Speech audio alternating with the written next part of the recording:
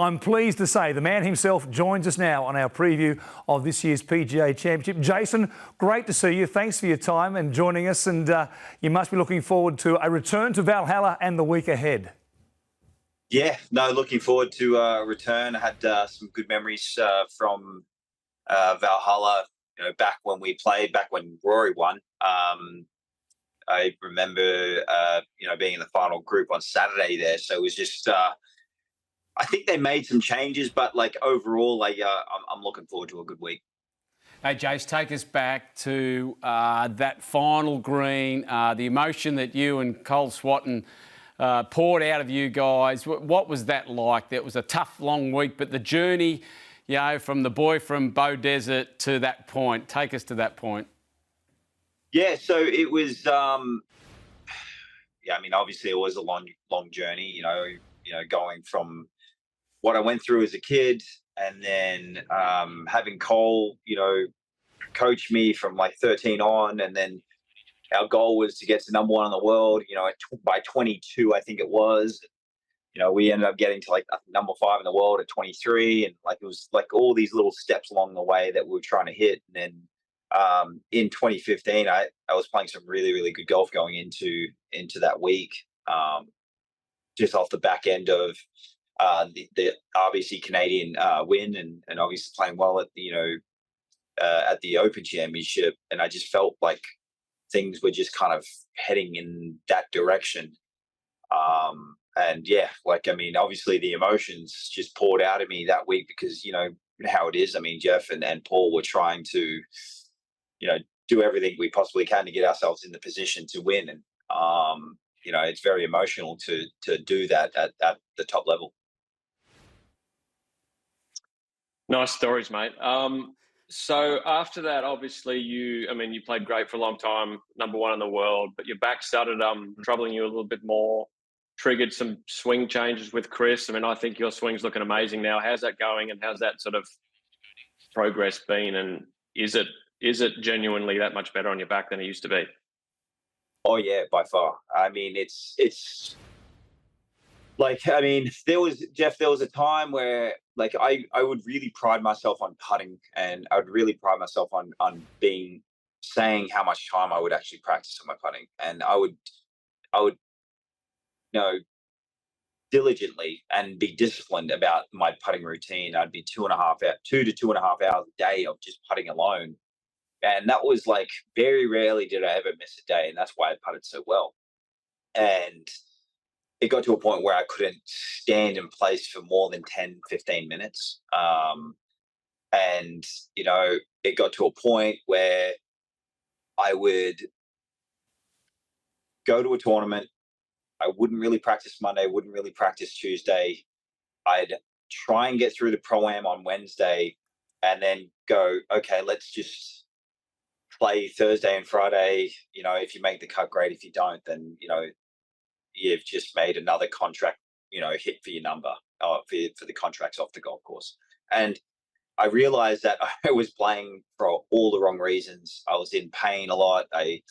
Nothing was really working. And then finally I'm like, okay, well, we got to come up with a plan, because I love golf and I really enjoy playing golf competitively. And it's something that really is deep to me is how much I really love and enjoy playing golf. And I needed to make the change, pretty quick, in regards to not only the body stuff, but also the swing as well, to try and get me back to playing where I feel like I should. And it has been a process. It's been, a good, 3 years of working with Chris, and then 2 to 3 years working with Chris, and then I would say a good 5 to 6 years of working just hard on my body to get it to the point where, I feel great. I wake up every day and I don't feel the pain. I feel pain in my body, which has been crazy. But it's also been a blessing in disguise, because it's almost like I use my body to a certain degree as a training aid. When things aren't going well, I get some aches and pains, and I'm like, okay, well, why does that happen? Then I learn something more about my body, or learn something more about my swing, and then I kind of work myself out of it. Jason, you spoke there about your love of the game, and you've rediscovered that love, that passion for the game after maybe having a bit of a chip on your shoulder for a little while there, and the game had become a bit of a chore for you? Yeah, yeah. It definitely. I mean, I think you're spot on. It felt like a chore. It felt like it didn't feel enjoyable to me to play golf, not only injured, but just to play golf for the wrong reasons. There was no kind of love and passion behind my competitive days during the time that I was injured, and it was just like, okay, well, am I finally getting close to racking the clubs? And you know what? I think if I didn't make the changes body wise and I didn't make the change swing wise, yes, I think there would be potential of me not being able to play again. But I had a really good support system around me, not only through my agent and my coaches, but also my wife, Ellie, and my family. I would talk it like, I mean, as a lot of as Paul and Jeff know, that like when you're in dark times in golf, you can get very negative and have a lot of negative self talk. It can get pretty dark, and during those times of being hurt and injured, it got pretty dark, and I wasn't feeling great, not only mentally but physically, and it was hard for me to kind of push through. But once again, getting back to my support system of my family, my wife would always say, "You're not done yet. You got to keep pushing." And I'm happy to say that I'm on the other side now. I just got to tidy some things up on the golf course to kind of find that success and find that confidence again.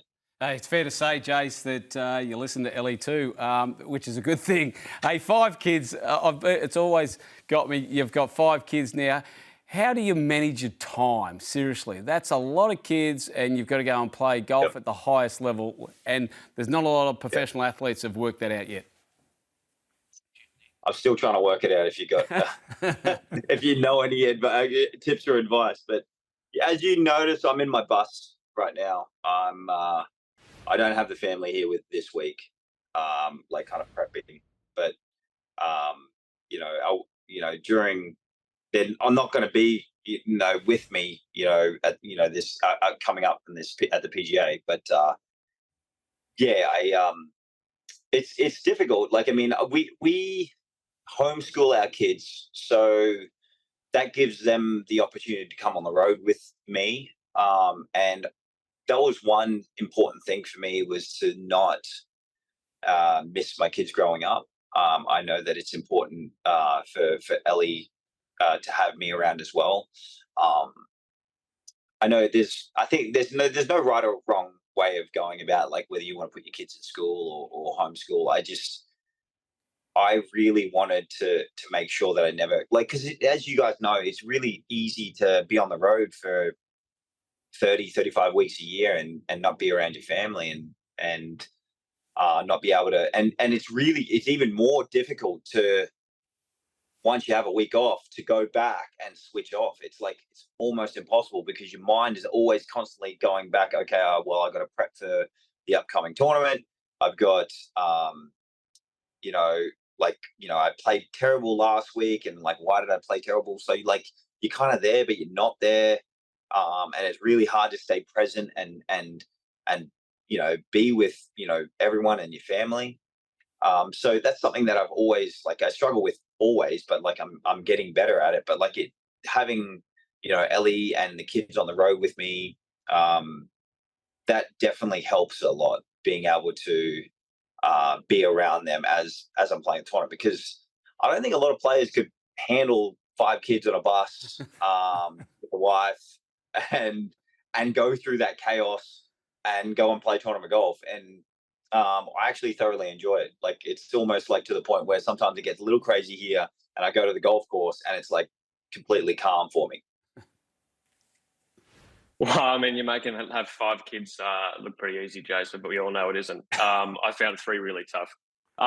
So most importantly, I mean, there's 3 majors to go and maybe an Olympics, but President's Cup this year, our team is pretty excited with the idea of having Jason Day back on the team. Have you given much thought to that, and are you excited? Yes, very, very much excited. I'm looking forward to Mike Weir and you boys actually getting all of the vice captains and the captains and getting the boys, you know, going strong up in Montreal. I know that we had a great win last week in Taylor Penrith winning. He's a fellow Canadian, and play with Mackenzie Hughes. I'm talking about on the last day, and we're sitting in the scoring hut after, and he's like, I'm contemplating on whether to stay or not, um, just to see if he wins or not. I'm like, and I was thinking, I'm like, man, it's going to be interesting to see if he stays around. And then he ultimately stayed around, and Taylor won, and just those guys go back a long way when they were playing at Kent State and at the University of Kent State.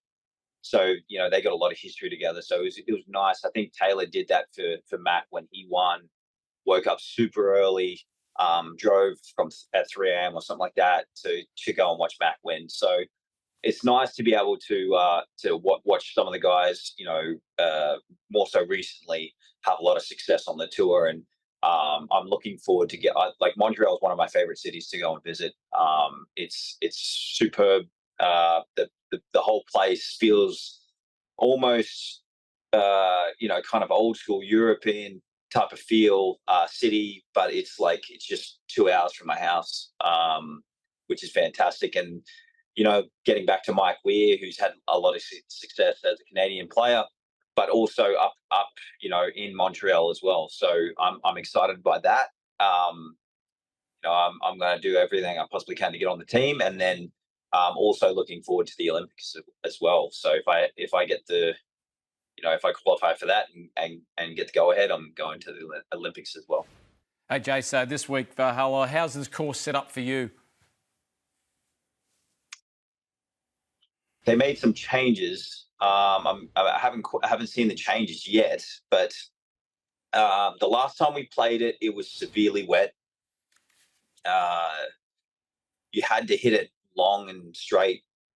I shouldn't say you had to hit it long and straight. You just had to hit it as far as you possibly could, just because of how soft the conditions were. You just the fairways were wide open because of that reason.